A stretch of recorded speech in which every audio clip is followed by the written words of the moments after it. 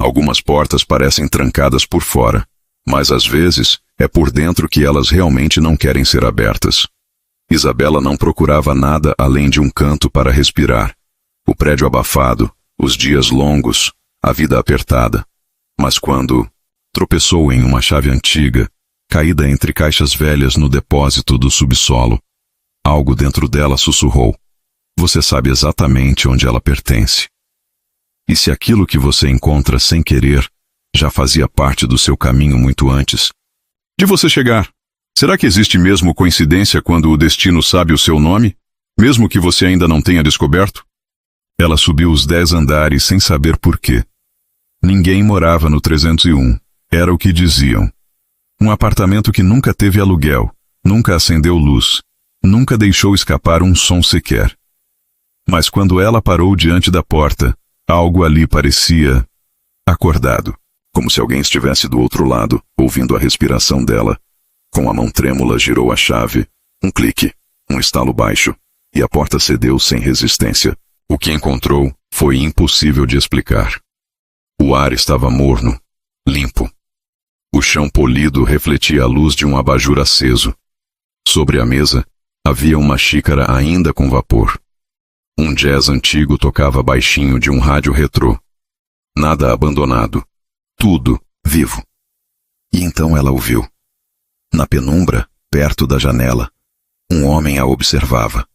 Camisa social cinza clara, mangas dobradas, postura impecável. Ele não parecia surpreso, nem irritado. Era como se já a esperasse, como se soubesse que ela viria. Demorou mais do que eu imaginei. Ele disse com a voz baixa, como quem fala algo íntimo. Isabela sentiu o chão fugir um pouco. Ela não o conhecia, mas havia algo naquele olhar. Uma sensação estranha. Como se ele soubesse algo sobre ela que nem ela mesma lembrava. E era verdade. Ele sabia. E guardava esse segredo há muito tempo. Isabela continuava parada, a mão ainda perto da maçaneta, como se qualquer movimento pudesse fazer aquele instante desmoronar. O homem diante dela era real, e também não era. Havia algo em sua presença que mais parecia um personagem saído de um livro antigo, elegante, controlado e ao mesmo tempo carregado de silêncio. Ele caminhou até o bar de canto e serviu 2 doses de uísque, sem perguntar se ela queria. Estendeu o copo para ela, que não aceitou. "Eu sei que parece estranho", disse ele. "Mas tudo isso tem uma razão, até você estar aqui." Isabela não respondeu. Os olhos exploravam o ambiente, tentando entender se aquilo era armadilha, sonho ou loucura. Cada detalhe do apartamento parecia congelado no tempo. Os quadros, os livros, o relógio antigo marcando uma hora que já tinha passado. "Qual é o seu nome?" Ela perguntou firme, mas com a garganta seca. "Otávio Aranha." "E o seu?" "Já sei. Isabela Melo. Você mora no 403, segunda porta à esquerda depois do elevador. Muda-se com frequência, mas sempre volta para perto do que lhe é familiar." Ela se assustou. Como ele sabia tanto? "Você está me vigiando?" Ele sorriu, mas não respondeu. Apenas deu um gole na bebida e se aproximou da janela. A vista da cidade era ampla, com as luzes da noite formando uma colcha dourada sobre a escuridão. "Eu te vi no café do térreo, com a senhora da sacola vermelha. Você a ajudou sem que ninguém pedisse. Isso chamou minha atenção. Pouca gente faz algo sem querer algo de volta." Ele a olhou de lado. "E você me lembrou alguém." O silêncio ficou espesso por alguns segundos. Isabela queria sair, mas as pernas não obedeciam. Sentia algo no ar, como uma história querendo ser contada, e temida ao mesmo tempo. Por que esse apartamento está vazio há tanto tempo? Ela perguntou, baixando o tom. "Porque ele não está vazio", disse Otávio. "Ele só não está cheio de gente, mas está cheio de lembranças. Algumas boas, outras mais difíceis de encarar." Ele caminhou até uma estante e puxou um porta-retrato. Entregou para Isabela. Era uma mulher jovem, bonita, num jardim. Atrás da foto, escrito à mão: "Clara, primavera de 2005. "Ela era minha esposa", disse ele sem emoção. "Morreu há quase 20 anos. Desde então, nunca mais trouxe ninguém aqui." Isabela sentiu um peso no peito. Queria dizer algo, mas não soube o que. Apenas devolveu a foto, com cuidado. E por que eu? Sussurrou. Otávio guardou o retrato e respirou fundo. Sentou-se em uma das poltronas e cruzou as pernas, como quem se prepara para contar algo que manteve trancado por muito tempo. Porque às vezes a vida oferece uma última chance. E talvez você seja a minha. Ele a encarou. Ou talvez você esteja aqui por um motivo que nenhum de nós entende ainda. A frase ficou suspensa no ar. Isabela olhou ao redor, então voltou o olhar para ele. Tinha tantas perguntas, mas nenhuma parecia segura. Ele se levantou e caminhou até a porta. Não vou te impedir de sair. Mas se você voltar, talvez a gente consiga descobrir juntos o que essa chave realmente abriu. Ela passou por ele, lentamente. Ao cruzar a porta, virou-se por um instante. Você vive aqui escondido?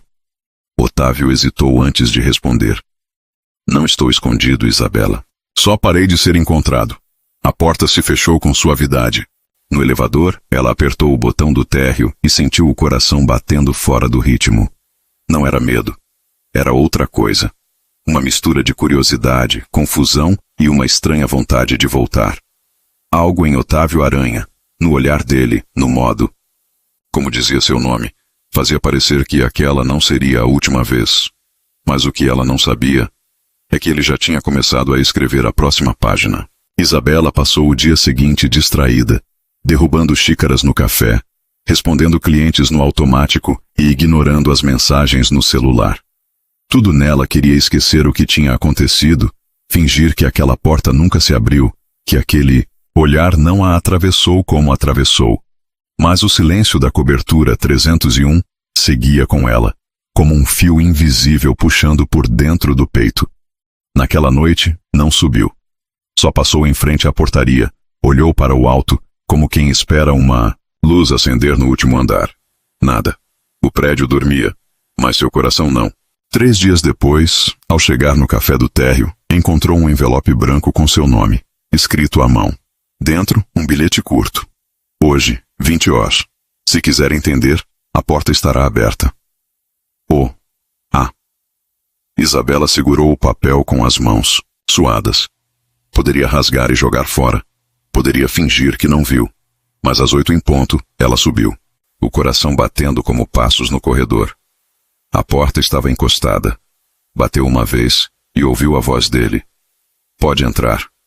Otávio estava sentado na mesma poltrona da outra noite. Camisa de linho calmo. À sua frente, uma mesa posta para 2. Simples, porém elegante. Guardanapos dobrados com precisão. Talheres alinhados. Uma garrafa de vinho semiaberta. Pensei que não viria, ele disse. Quase não vim. Ela respondeu e entrou. Sentaram-se. O jantar foi calmo. Ele serviu vinho.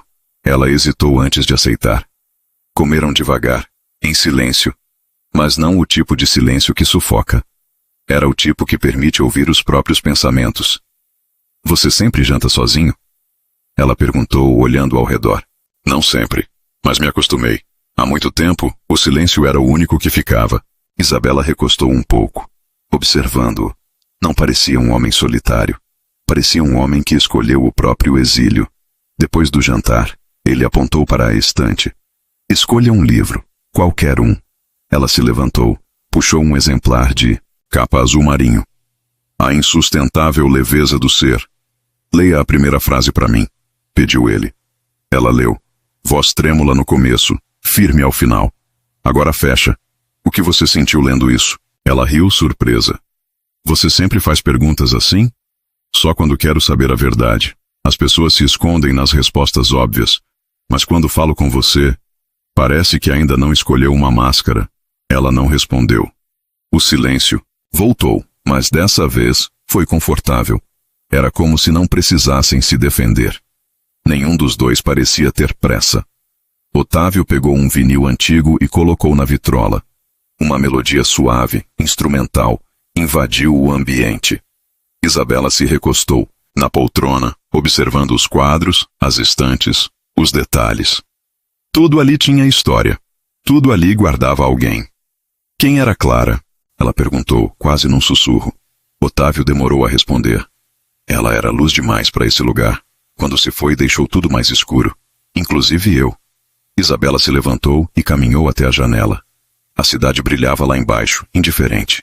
Sentiu o peso daquela presença atrás de si. Forte, mas nunca invasiva. O tipo de presença que deixa espaço, e mesmo assim, ocupa tudo. Você ainda está esperando por ela? Perguntou sem olhar para ele. Não.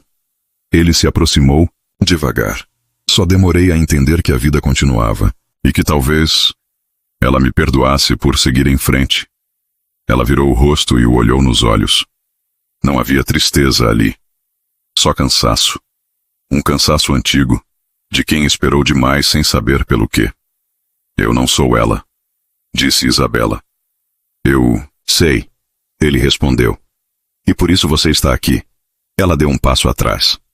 Isso parece perigoso. O que não é? Ele sorriu de leve. Mas às vezes, é no risco que a gente se encontra de verdade. Isabela caminhou até a porta. Parou com a mão na maçaneta. Obrigada pelo jantar. Obrigado por ter vindo. E mais uma vez ela foi embora. Mas dessa vez, levou consigo o som do vinil tocando ao fundo. E uma pergunta que martelava por dentro. Por que era tão difícil se afastar de um homem que ela mal conhecia, mas parecia enxergar o que ninguém mais via nela? Otávio recolheu as taças, apagou as luzes, e antes de dormir, olhou para a porta. Ela vai voltar, disse, só para si. Na semana seguinte, Isabela não voltou à cobertura. Mesmo com o convite não dito pairando no ar, ela manteve distância. Não porque não queria, mas porque temia o que começava a sentir. Algo nela mudava toda vez que pensava em Otávio. Não era apenas o mistério. Era a forma como ele a ouvia, como a tratava. Como se ela não fosse invisível. Como se tivesse valor, mesmo sem status, currículo ou sobrenome. Mas numa quinta-feira de céu limpo, quando o elevador parou no térreo, a portaria entregou a ela uma caixa pequena, embrulhada com papel sóbrio e laço simples. Dentro, havia um bilhete e algo que fez o coração dela apertar. Um par de brincos de âmbar. E a frase, hoje, às 20h, vista o que quiser, só traga o apetite. O.A. Ela demorou 20 minutos olhando para os brincos antes de decidir. Não sabia se aceitava por impulso, por curiosidade ou por algo mais difícil de admitir.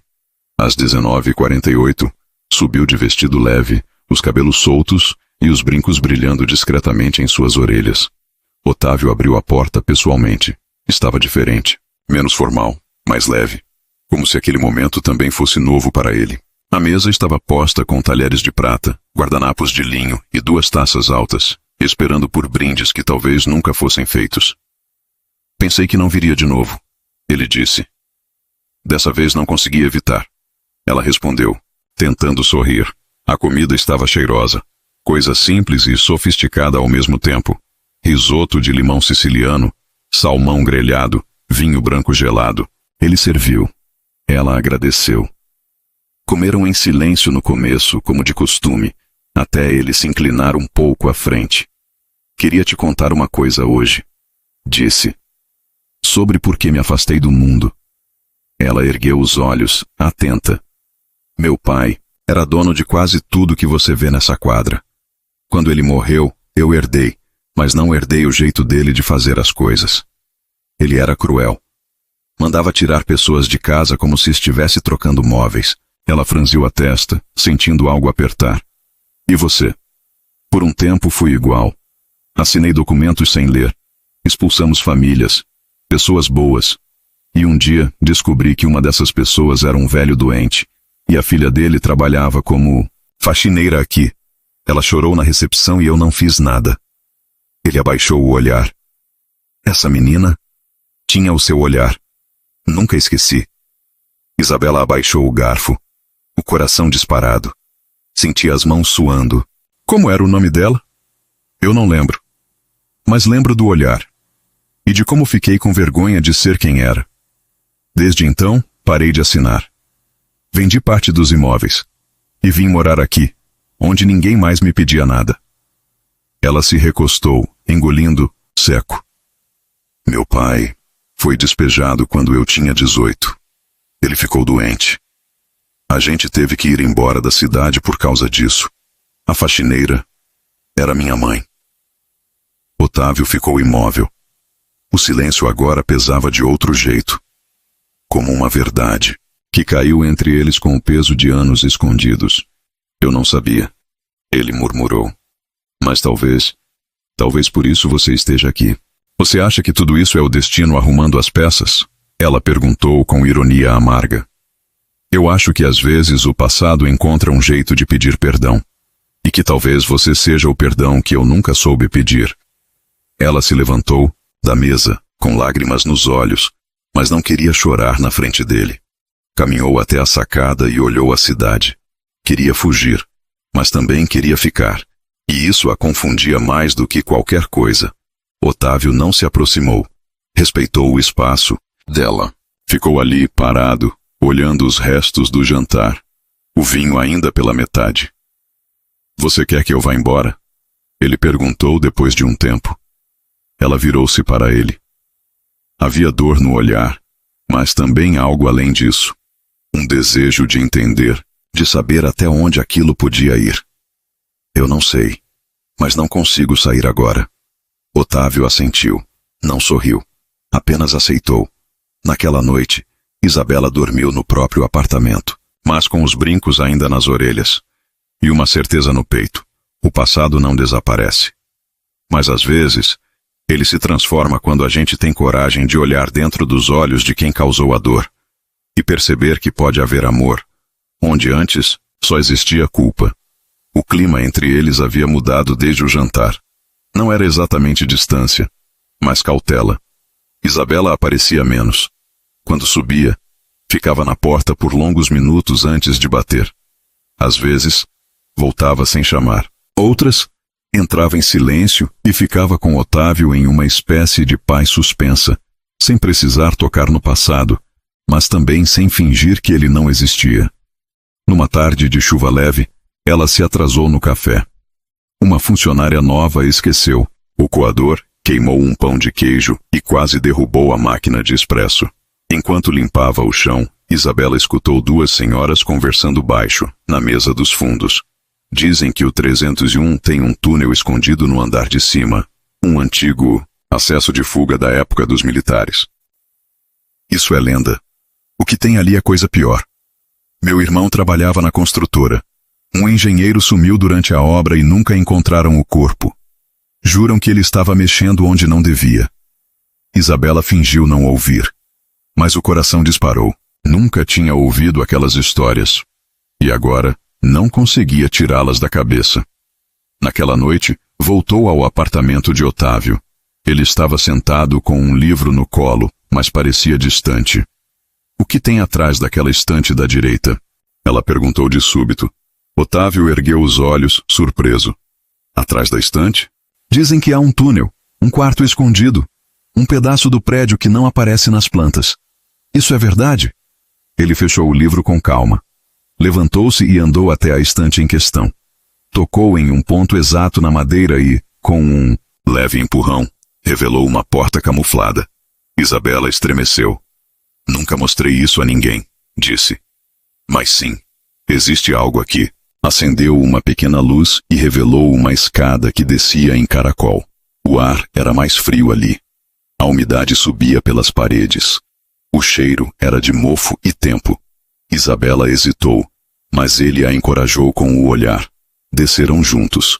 O que encontraram não era um túnel militar.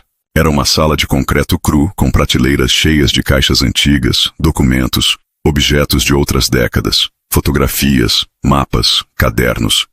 Isso tudo era do meu pai. Ele escondia contratos, acordos ilegais, registros de transações que nunca poderiam ser públicas. Aqui embaixo ele guardava o que não podia ser descoberto. Isabela caminhou entre as estantes, olhos atentos. Pegou uma caixa menor, etiquetada, Despejos, 2002. Dentro, encontrou cópias de ordens judiciais, nomes e endereços.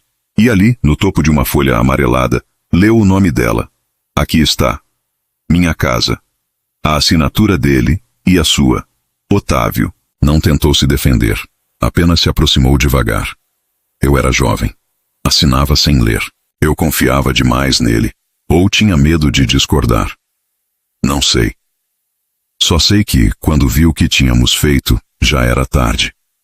Isabela sentou-se em um banco enferrujado, a caixa ainda em mãos, as mãos tremendo. Meu pai morreu 2 anos depois disso. Eu nunca contei a ele o que descobri. Nunca falei sobre a mágoa que ficou. Agora você entende por que eu hesitei tanto em voltar aqui. Porque cada vez que você me olhava com cuidado, eu sentia vontade de fugir. Otávio se ajoelhou à frente dela. Eu não posso apagar o que aconteceu. Mas posso te mostrar que sou um homem diferente agora. E que tudo o que eu tenho hoje não vale nada se eu não sou capaz de sentir. E com você, eu sinto. Ela o olhou por um instante longo, profundo. Estava cansada de carregar peso sozinha, mas ali, naquela sala escura, entre papéis que testemunhavam dores antigas, ela viu um homem que não se escondia mais e que pela primeira vez se permitia ser vulnerável. Eu não sei se posso perdoar isso tudo agora, ela disse. Eu também não espero que você saiba. Mas se você quiser, podemos descobrir juntos. Voltaram à cobertura em silêncio. A porta secreta fechada atrás deles. Mas agora, entre os dois, já não havia mais portas trancadas. Os dias seguintes foram um terreno delicado. Isabela continuava com sua rotina no café, mas sentia que algo havia mudado em si. O mundo parecia mais pesado, como se carregar a história dos outros fosse mais exaustivo, agora que ela conhecia a raiz da sua. Evitava olhar para o alto do prédio. Evitava pensar demais. E, acima de tudo, evitava o apartamento 301. Otávio respeitou o espaço. Não mandou bilhetes. Não apareceu. Mas, todas as noites, a luz da cobertura permanecia acesa até tarde, como um farol que não exige nada, apenas espera. Certa tarde, Isabela recebeu uma visita inesperada no café. Uma mulher mais velha, fina, cabelos bem presos, passos firmes. Parou diante do balcão e disse: Você é Isabela Melo? Sim.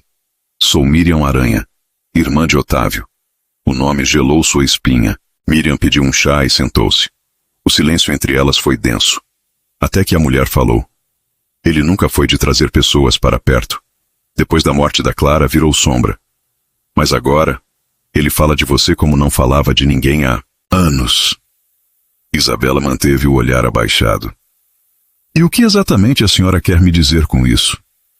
Que, se você não pretende ficar, diga isso logo. Porque pela primeira vez em muito tempo, ele tem esperança. E esperança demais em alguém que não vai ficar pode ser cruel demais para um homem como meu irmão. Isabela sentiu as palavras como uma pressão no peito. Miriam se levantou, ajeitou a bolsa no ombro e foi embora sem esperar resposta. Naquela noite, ela subiu. Bateu na porta do 301 com a mesma força que o coração fazia dentro do peito. Otávio abriu, surpreso. Os olhos cansados se iluminaram ao vê-la. Eu preciso entender, ela disse. Você me quer aqui porque se sente culpado? Ou porque realmente me enxerga? Otávio se afastou, permitindo que ela entrasse. O apartamento parecia o mesmo, mas havia algo diferente no ar. Ele caminhou devagar até a janela antes de responder. Eu me sinto culpado por muitas coisas, mas não por você. Eu te quero aqui porque, quando você entra, o ar fica mais leve. Porque com você, eu me sinto um homem vivo de novo. Não só alguém pagando por erros antigos. Isabela se aproximou, os olhos presos nos dele. E se eu for embora? Eu vou entender. Mas não vou deixar de sentir. Ela respirou fundo. A raiva ainda estava ali, misturada com o medo. Mas havia também um desejo de seguir em frente. Não de esquecer, isso seria impossível. Mas de construir algo novo a partir das ruínas. Me conta quem você era antes de tudo isso, ela pediu. Antes da herança, antes do peso, antes da culpa. Otávio a olhou, surpreso. Sentaram-se no chão da sala, com almofadas e uma garrafa de vinho aberta entre eles. Ele falou da infância, do pai ausente e da mãe gentil que morreu cedo. Das escolas de elite que o ensinaram a competir, mas não a sentir. Das mulheres que amou mal e das amizades que abandonou. de como o silêncio foi se tornando um refúgio, e depois, uma prisão. Ela ouvia em silêncio. Às vezes tocava a mão dele, só para lembrar que ele estava ali. Quando a madrugada chegou, estavam deitados lado a lado no tapete. Nenhum beijo, nenhuma promessa, apenas a confissão crua de duas vidas partidas tentando se reconhecer. Otávio virou o rosto para ela. E você? Quem era antes disso tudo? Ela pensou por um instante. Uma menina que acreditava que ser boa bastava. Que ajudar os outros significava que alguém, um dia, a ajudaria também. Mas depois que perdi meu pai, percebi que às vezes o mundo quebra até os bons. Otávio passou os dedos com leveza na mão dela. Talvez você só precise de alguém que ajude a juntar os pedaços. Isabela olhou o teto com lágrimas silenciosas. Pela primeira vez não sentia vergonha de chorar perto dele. E naquela madrugada o que nasceu entre eles não foi amor imediato. Foi um pacto silencioso. Uma promessa muda de que, apesar de tudo, ainda havia espaço para recomeçar. O sábado amanheceu com céu nublado e cheiro de chuva por vir. Isabela acordou antes do despertador. O quarto estava quieto, mas o peito parecia agitado. Há dias, dormia melhor. Falava com mais leveza e sentia o corpo menos tenso. A convivência com Otávio estava se tornando um lugar seguro. Ainda cercado de espinhos, mas com espaços de aconchego. Só que algo naquela manhã parecia diferente. Recebeu uma ligação pouco depois das 7. Era uma prima de Campinas. Tia Marta havia passado mal durante a madrugada. O quadro era delicado. A prima não disse muito, mas o tom bastou para que Isabela soubesse. Precisava ir. Fez a mala em 20 minutos. Jogou roupas, documentos, escova de dentes. Pensou em passar na cobertura para avisar Otávio, mas algo a segurou. Não queria ver aquele olhar de novo. O mesmo de quando ele falou de Clara, de culpa, de recomeços. Ver aquilo de novo agora seria demais. Deixou um bilhete. Rápido. Objetivo. Preciso ir. Minha tia está doente. Volto assim que puder. Cuide-se. E entregou a portaria. Pediu que só o entregassem após o meio-dia. Na rodoviária, o cheiro de gasolina e fritura trouxe memórias antigas. As idas e vindas com a mãe. O medo de não ter para onde voltar. Enquanto esperava o ônibus, tentou não pensar em Otávio. Tentou, mas falhou. Em Campinas, os dias passaram. Lentos. A tia melhorava aos poucos, mas o hospital era duro, frio, impessoal. Isabela se revezava entre cuidados, orações e mensagens não enviadas. Escrevia para Otávio todas as noites, e apagava. Tinha medo do que ele responderia. Tinha mais medo ainda do silêncio. No 8º dia, ligou para o café. A funcionária disse que tudo estava bem, mas mencionou que um homem ia todo fim de tarde, comprava um expresso e ficava sentado, sem dizer nada, olhando para a porta. Naquela noite, Isabela soube que precisava voltar. Chegou ao prédio numa manhã clara. Cabelos presos, rosto cansado. O porteiro a cumprimentou com um sorriso tímido e entregou algo. Era o bilhete dela, fechado. Não havia sido entregue. O rapaz que ela instruiu saiu de férias no mesmo dia. Ninguém havia avisado Otávio. Subiu com passos acelerados. Bateu na porta do 301. Nada. Tentou a campainha. Silêncio. Tentou de novo. Nada. Desceu, foi até o café, comprou um café para ele. Esperou. 30 minutos. 1 hora. Nada. Na segunda-feira tentou de novo. E na terça. Na quarta, foi à administração. O apartamento estava vazio há 4 dias. Ele havia deixado as chaves na portaria. Sem recado. Sem explicação. Isabela voltou para casa com o café frio nas mãos. Entrou no apartamento e, pela primeira vez desde que o conheceu, sentiu saudade de algo que parecia inalcançável. Na quinta-feira recebeu uma entrega. Uma caixa pequena, sem remetente. Dentro, um caderno de capa escura. Era o diário de Otávio. Ou parte dele. Na primeira página, a caligrafia firme. Se você está lendo isso, é porque eu fui antes de você chegar. E se fui, não foi por desistência. Foi por medo. Medo de te amar e te machucar de novo. Medo de repetir erros. De não saber te dar leveza. Mas o que vivi com você, mesmo por tão pouco tempo, me lembrou quem eu fui um dia. E se quiser, estou no mesmo lugar onde tudo começou. A casa antiga, no campo. A chave está com o porteiro. Oh! Ela não pensou. Pegou o casaco, desceu, pediu a chave. O porteiro entregou com um sorriso e um envelope com o endereço. Horas depois, Isabela estava em uma estrada de terra, cercada por árvores altas, cheiro de terra molhada e o som distante de pássaros. A casa era simples, antiga, com pintura desbotada e cortinas rendadas.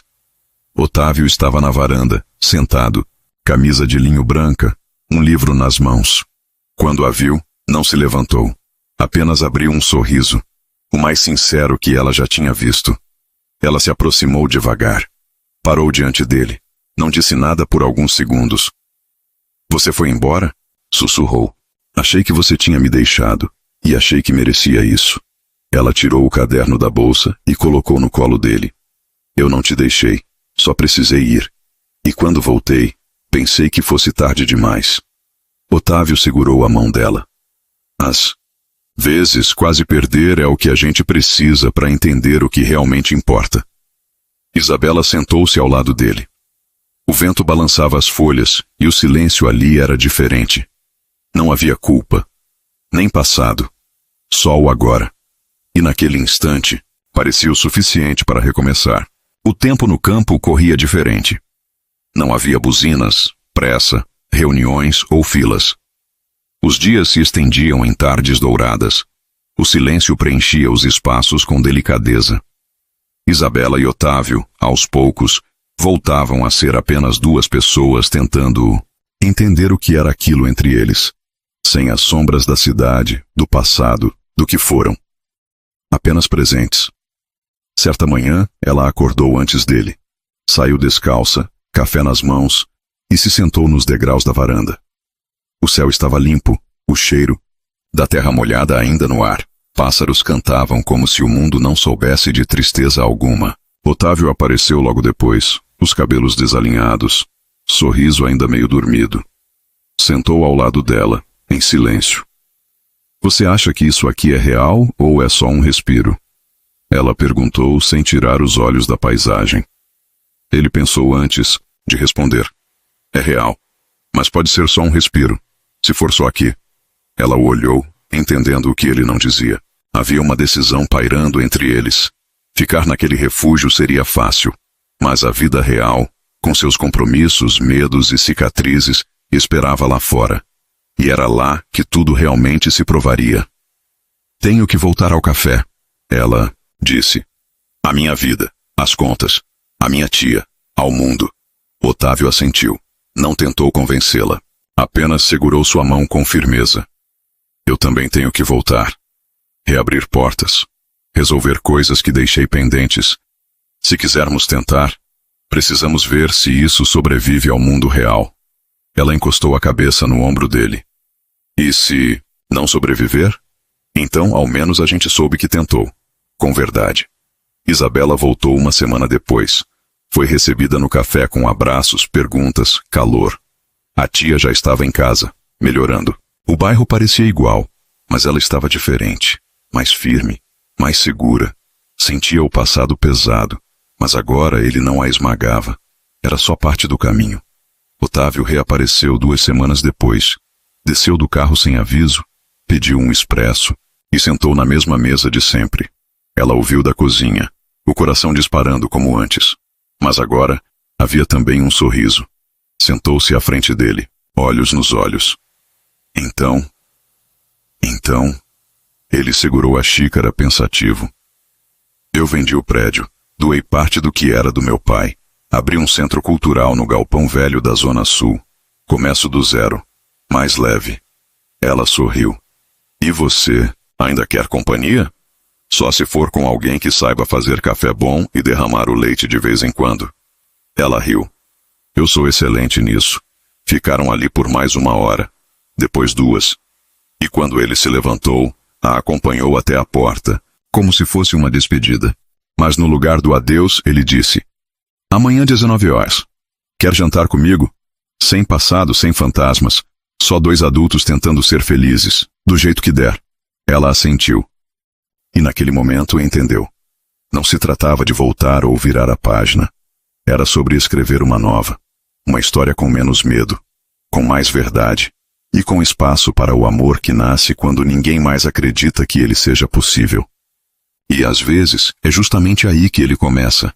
Se essa história tocou o seu coração como tocou o deles, inscreva-se no canal e fique com a gente para viver outros recomeços, onde o amor desafia o tempo, os erros e até o destino.